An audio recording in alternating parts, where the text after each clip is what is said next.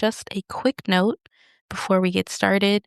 This conversation with Dr. Natanya Duncan was so rich that we've divided it into two parts, and this is part one, where we begin unpacking the foundational roles women played in the Universal Negro Improvement Association. Welcome to Strictly Facts, a guide to Caribbean history and culture, hosted by me, Alexandria Miller. Strictly Facts teaches the history, politics, and activism of the Caribbean and connects these themes to contemporary music and popular culture.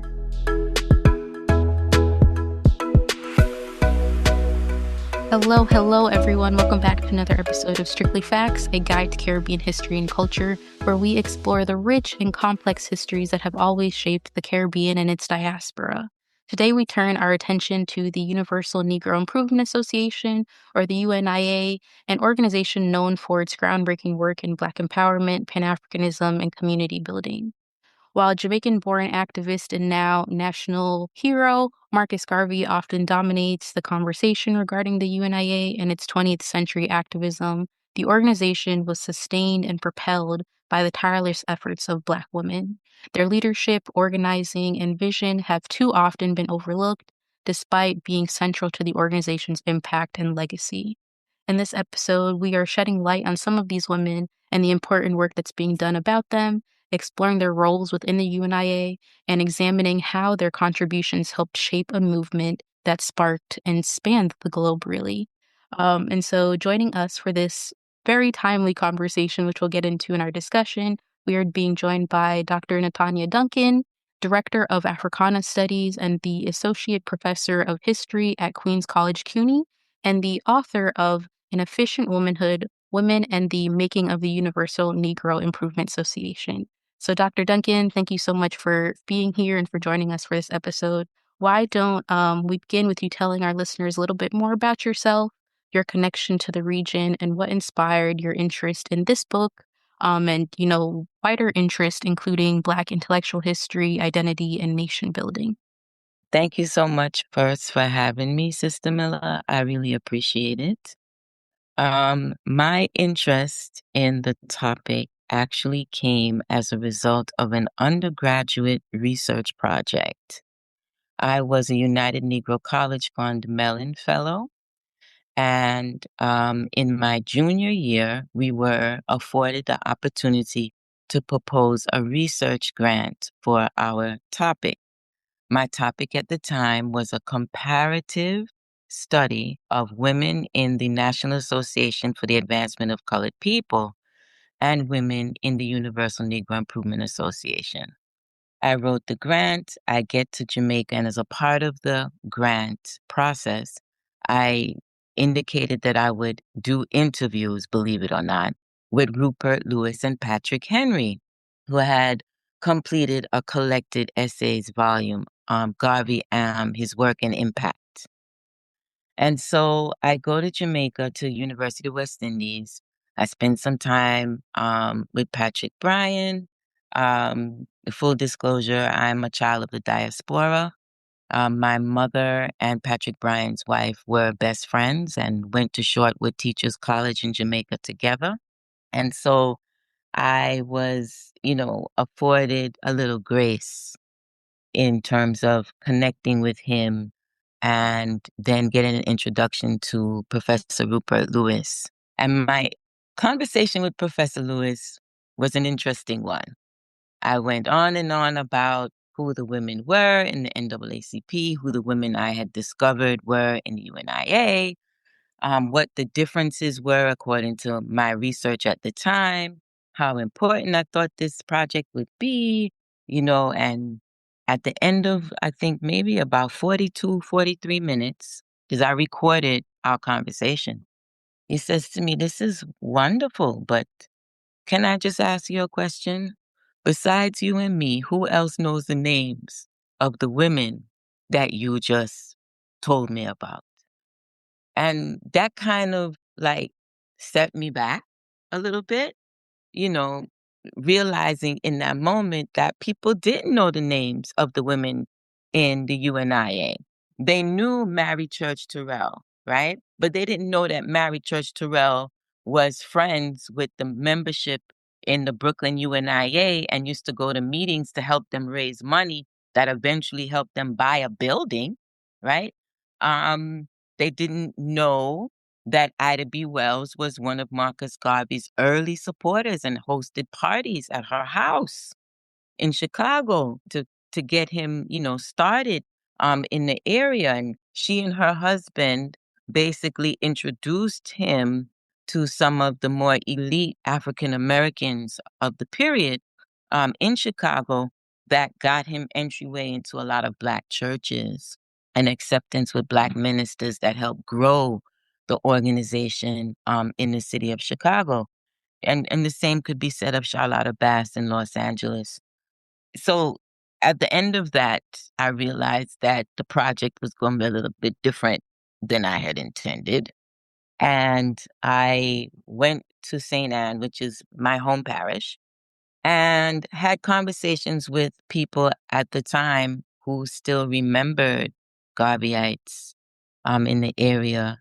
I had the privilege of connecting with persons who introduced me to Mother Samad, known as Sister Samad, who had basically repatriated. I say repatriated because she says she repatriated, but really she's an American-born person who adopted Jamaica as her home country. The same was true for Madam Mamie Demina Aiken, who helped launch Jamaica's independent political process. And so at that time, I decided that I would focus on talking about women in the UNIA's leadership, still not realizing that that word leadership was going to change its definition for me over time.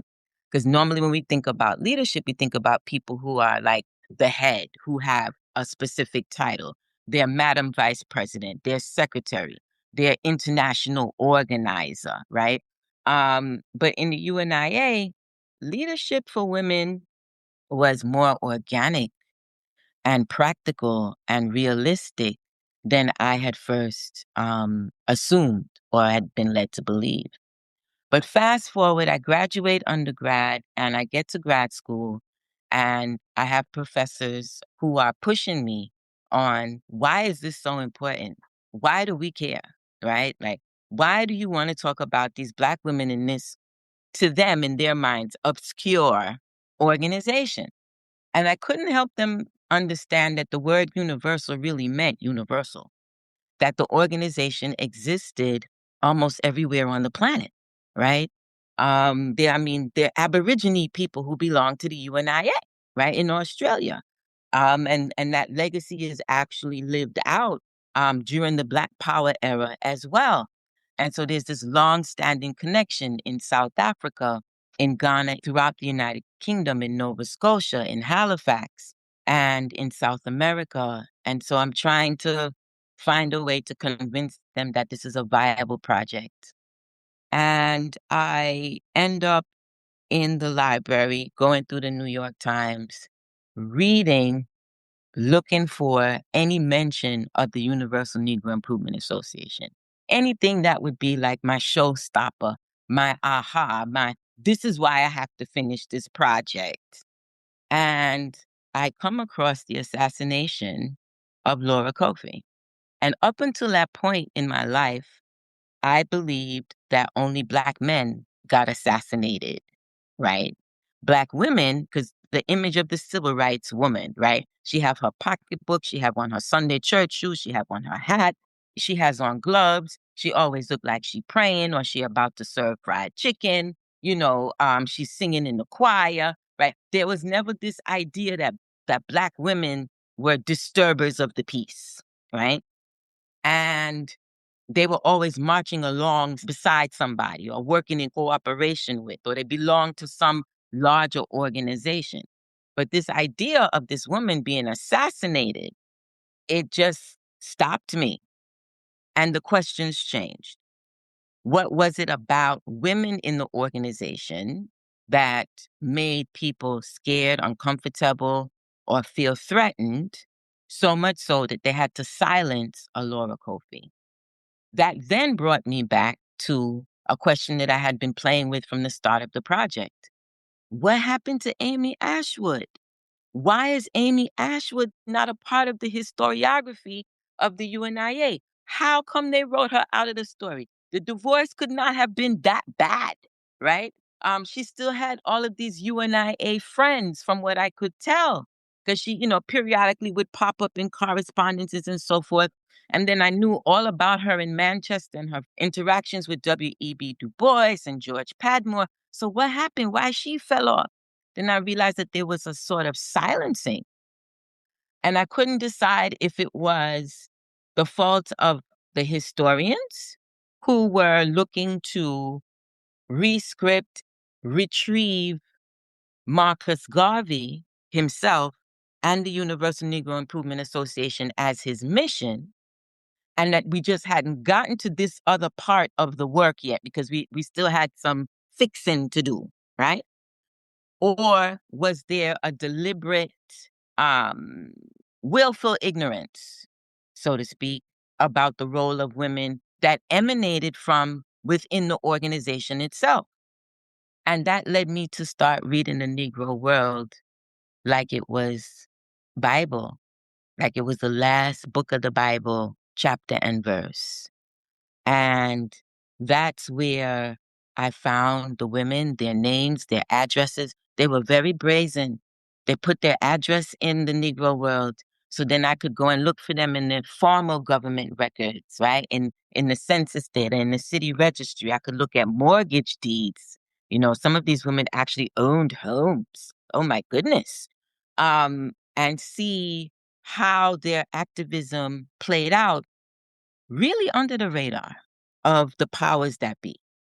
In part because, as many people know, J. Edgar Hoover surveilled Marcus Garvey. And all of what he learned, he then applied to what became COINTELPRO and used that when he followed Malcolm X, El Haj Malik Shabazz, Martin Luther King, the Black Panther Party, and the Student Nonviolent Coordinating Committee.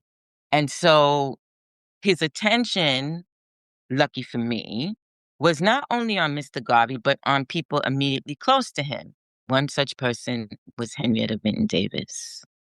And so I started following the FBI records on Lady Davis, coordinating that with what I read in the Negro World, and then labeling some information from the Negro press as well as the mainstream press, and started to see, well, who were Lady Davis's friends? Who did she mentor? And that's how I started to see the activism of women in the organization. At that time, however, I hadn't come to the term efficient womanhood. I hadn't come to the term diasporic backchat because the archive was still teaching me. One of the things that I try to encourage people, graduate students and my colleagues alike, is, we have to sort of check our assumptions, right? Check what we've been taught and what we believe at the door, and allow the archive, allow the people who lived it and spoke it and did it and said it and left us information, because these women wrote their own story. They wrote into the Negro World. So they told me what they wanted people to know. They actually provided me the narrative, right? And so that didn't fit with the categories that I had previously been introduced to. It didn't fit neatly with respectability politics. It sure as heck didn't fit into the whole separate spheres construction, right? And this whole idea of quote unquote grassroots. No, because they're organized in a different kind of way, right? Many of the women I encountered were actually doing work before they come to the UNIA. And so when they come to the UNIA, it's really credentializing the work that they had already been doing, giving them an international network, some backative, as we would like to say. And so I began to see that they actually incorporated their gender concerns with the nationalist aims of the organization itself, and that they didn't see them as separate but equal. They saw them as simultaneous and intertwined with one another. And so as I began to flesh out the chapters, my dissertation chair, Brian Wood, I'm going to say his name, says to me point blank, if I read one more time the sentence that you seem to hang your hat on, and this is how they blended gender and nationalist concerns, and this was the blending of gender and nationalist concerns. If you say that one more time, I am going to pull all my hair out. There has to be a name for this. We have to call it something. What is it? So I was in the library, and for those of us who do African American history and history of the diaspora, particularly those of us who focus on gender, we have two favorite sections of the library. The aisle that's marked E185 and the aisle that's marked H20, right? We got our Black studies and our gender studies. So I was going down E185, and I saw Damnation of Women in a book of essays by W.E.B. Du Bois. And I was just pulling books off because now I'm on the hunt to figure out, what am I going to do? What am I going to tell him? I can't go into another meeting without having something to say. So I'm reading this essay from Du Bois, and in it he says that these women had this strife, this struggle, and from that struggle was born an efficient womanhood. I said, aha. So now we're going to quote Du Bois in reference to Garvey and Garveyism and just totally upset the apple cart, right? Because how could I do that? People misleadingly believe that Du Bois and Garvey were, you know, famed sworn enemies until the time of each one's death. But in actuality, in a book entitled Dusk of Dawn, Du Bois actually backpedals and corrects some of his assertions about Garvey and concludes that Garvey was simply a man ahead of his time. And as we know, Dr. Du Bois ends up in Ghana. That's where he decides to make his transition from this life. And so some of Garvey's vision and Garvey's dream is actually lived by Dr. Du Bois in the 1960s. But as I use the term efficient womanhood, it satisfied the committee basically because none of us knew any better at the time, and God is merciful, I got out of grad school. So I work on the book over a number of years, and I travel. I go everywhere that the Garveyites were. So I'm in Barbados, I'm in Grenada, I'm in Guyana. I go to Cuba twice. I go to South Africa. I go to Ghana. I spend a lot of time in Jamaica. I go to Trinidad. I go to Canada. And I end up in the last leg of it. And when I said, okay, now I think I have enough, I end up in the United Kingdom at the Q. And they have a set of the Negro World newspaper in folders, not digitized, because it can't be digitized. It's already dilapidated. October 1919 edition. And I'm supposed to be reading with gloves and a toothpick, right? Because you're not allowed to actually turn the page. And the archivist brings out the folder and she says to me, I realize that this is very serious for you, isn't it? So I was like, yes. She says, okay, I'm going to turn my back and you're going to take pictures. And then I'm going to take back the folder. And so I just want to give a shout out to the librarians with small mercies because it is a very difficult road to do some of this work, but continue. Yes, because, you have to, not only do you have to read, the crumpled up, half-eaten by insect paper, right? You then have but so much time to take notes.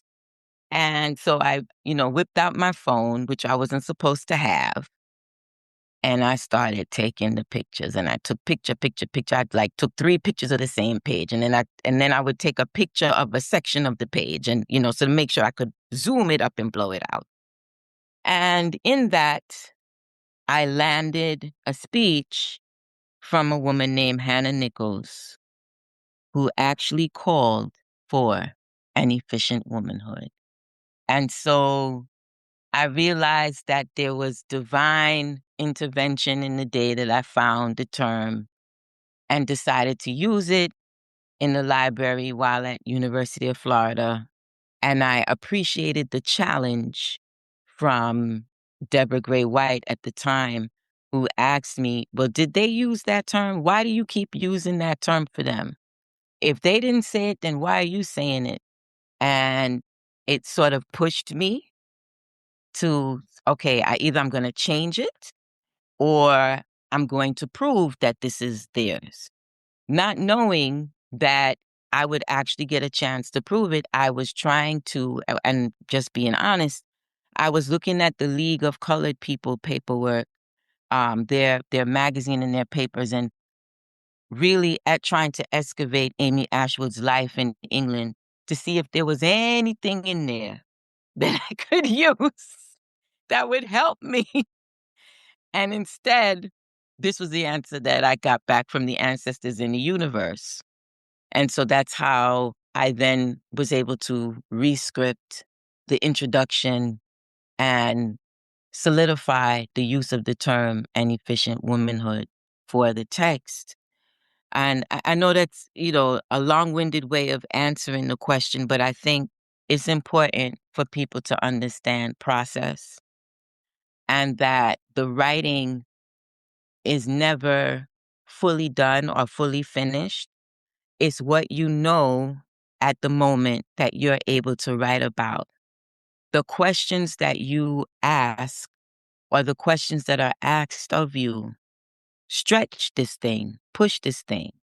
And what becomes important is being grounded in the sources in a way where you can determine whether or not you need to go further or you need to just stand your ground, like you can just dress back. So now when people ask me, well, did anybody other than Hannah Nichols ever use the term efficient womanhood? I simply respond by saying no one else had to. She issued the call, and here is the evidence of the response. This is how it mapped out. No one ever came back to Hannah Nichols, who was a younger person in the organization at the time, and said, oh, no, that's a dumb idea, right? Instead, women took it upon themselves to begin to create spaces where they had autonomy, where they could elect one another, decide who would be the head, the second, the third, whether or not they wanted men to belong to the space or not belong to the space, and ran with it. And so my appreciation for how I got to this ultimately, and this is maybe every scholar with their first book has some element of this in it. I wanted to understand something about the community that raised me, about the women that raised me. My mother's mother launched 14 children, not all of them biologically hers, but all of them biologically my grandfather's. And my father's mother launched 11. And when I say launched, I mean they found the money not only to send them to school, but to send them abroad and then support them while they were abroad. And there was something about the role that my father's mother, who was the grandparent that I got to know the most, the role that she played in her community where she was lay midwife, seamstress, banker, negotiator, judge, jury, police. I mean, my grandmother would write letters to my father or call my father and give us a list of things that we would need to bring.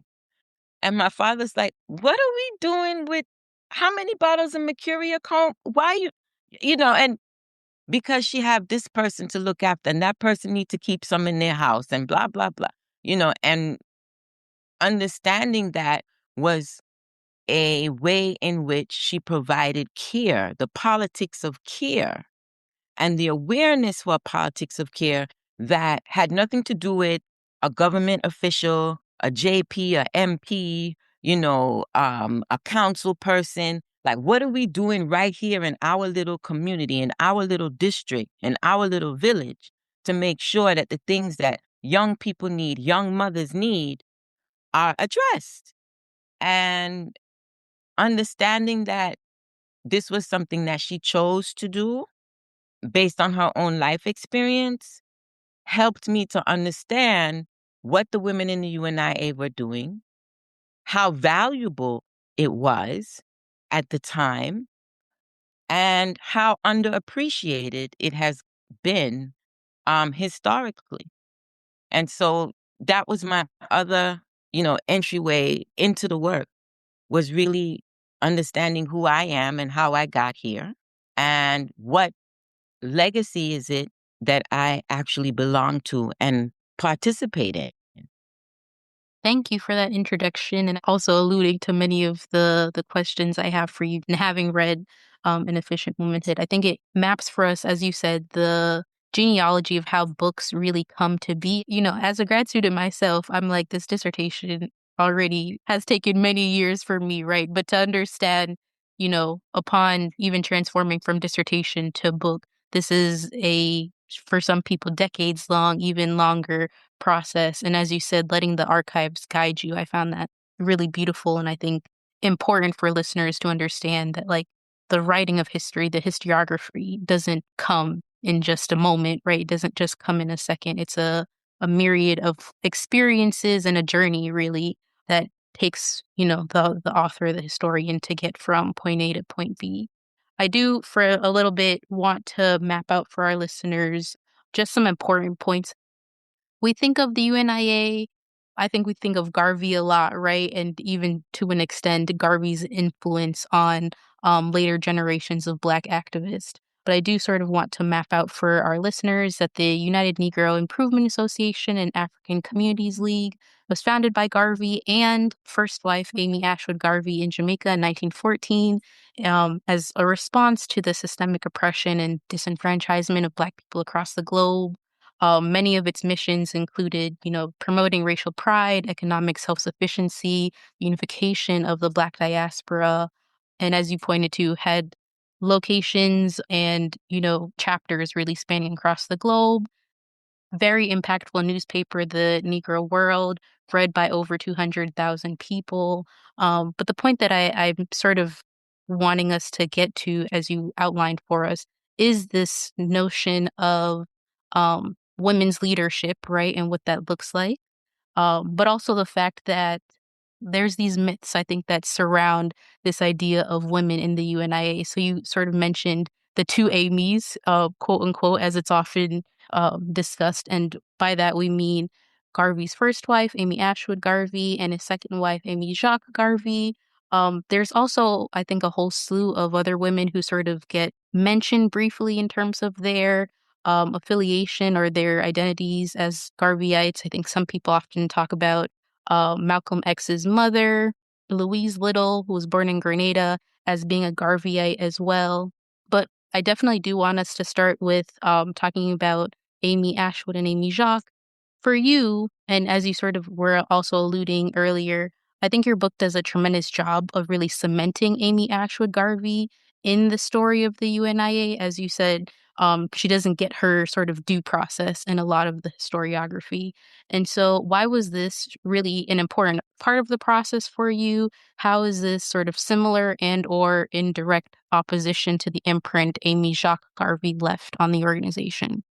Thank you so much for that question. So a few things. One, from the very beginning, it was always the Universal Negro Improvement Association. There are some scholars who use United Negro, but it wasn't. It's always been incorporated from 1914, from that opening on Amy Ashwood's porch in Kingston, Jamaica. It's always been universal. Uh, Amy Jakes comes into the picture as a friend of Amy Ashwood initially. And her relationship with Mr. Garvey takes sort of a different stance as Miss Ashwood's marriage to Mr. Garvey dovetails. It was important to me to bring Amy Ashwood into the story and to cement her contribution in order to help people understand One, the constitution of the organization. The UNIA's constitution is the only constitution at that time that enfranchised women. One member, one vote. In so doing, it then enabled women to have voice in ways that they couldn't have in other organizations, in other governments. And we have to understand that the UNIA considered itself a government in exile. What Amy Ashwood really does in the very beginning of the organization is sort of set a tone for the kind of partnership and nation building, the family structure, the togetherness, the oneness that the UNIA aspired to have. And her support of Mr. Garvey was one not only intellectual, but also financial. And I don't feel that people really understand what it meant to have her borrow money from her mother's purse. And borrow is used, figuratively here. She stole the money to circulate flyers, to then come to New York City and help her relatives deliver bread throughout the city. And while they're delivering bread, they're delivering the newspaper, the Negro World as well, and making sure that the Negro World newspaper got off the ground and got circulation. Those are key factors in establishing the Universal Negro Improvement Association, establishing its reach, establishing its audience. How can we tell a story without including those critical moments, right? Marcus Garvey could have come to the United States. Remember, he came on a failed mission, really, because he was coming here to meet Booker T. Washington. By the time he reached, Booker T. Washington had passed away, and so he was going to have to, recalibrate, come up with a plan B. And so the whole thing could have been a bust. But yet, there was Amy Ashwood who had social capital, right? She had relatives who were here. They had businesses that could provide a space. They were already in Harlem. And so her social capital is what actually helps get Marcus Garvey going. It gasses the car, right?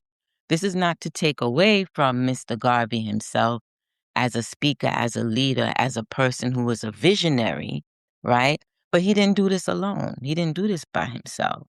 We take the personal out of it for a moment, right? And look at what Amy Jakes accomplishes with the Negro World on behalf of women in the organization and outside of the organization. Whether we agree with everything that she ever wrote and everything that she ever said, having that designated space, our women and what they think, encouraging women to write into the Negro World, taking on topics that included what makes a good husband and what to do when the husband is not functioning, right?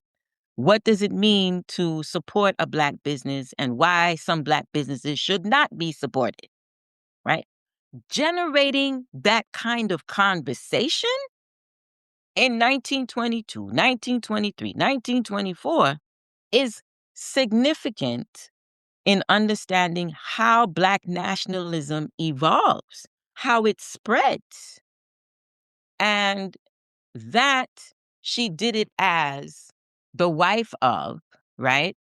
Without formal title at that point, right? Because originally she was Mr. Garvey's secretary. And Amy Ashwood was also secretary, but she was secretary of the UNIA, not Mr. Garvey's secretary, right?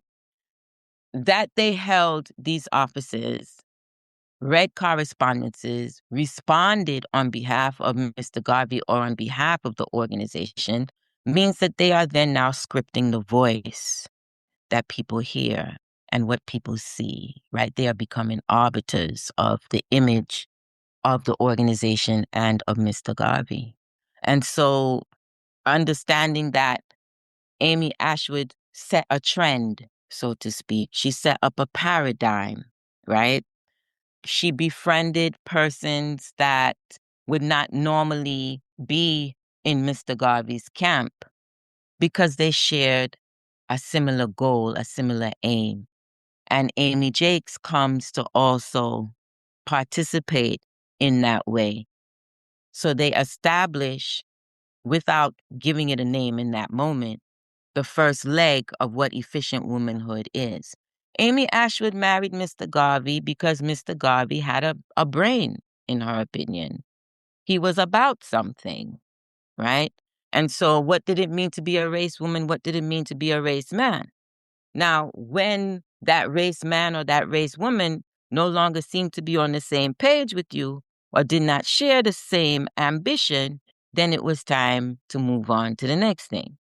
For example, when we look at Eula Taylor's biography of Amy Jakes Garvey, we understand that not at every point in their marriage, in their life together, was Amy Jakes totally convinced and totally, 100% behind everything that Mr. Garvey said and did.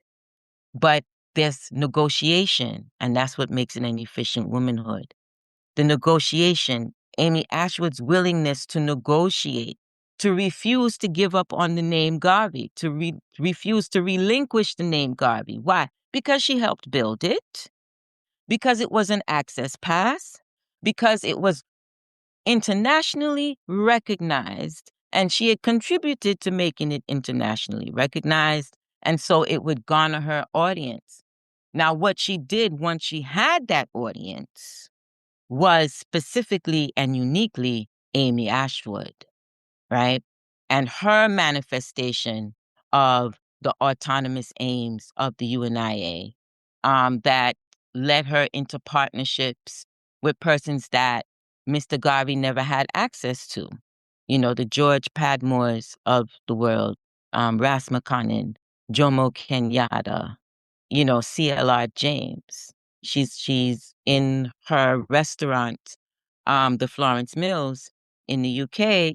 I jokingly tell people, yeah, so she would bring out the curry and, the rice and peas. And before she gave them the carrot juice, she would make them promise that they were going to do X, Y, and Z. And that's how she ran her shop, right? But she creates this space where we see Black internationalism evolving, right? And I think the greatest line of demarcation occurs when we see how Amy Ashwood, establishing the Friends of Abyssinia in support of His Imperial Majesty, Haile Selassie I, and sort of this push to galvanize Black people globally in defense of the Kingdom of Ethiopia. And then Marcus Garvey writes of his disappointment of His Imperial Majesty. And it wasn't that Amy Ashwood wasn't as disappointed, right? Or as deflated.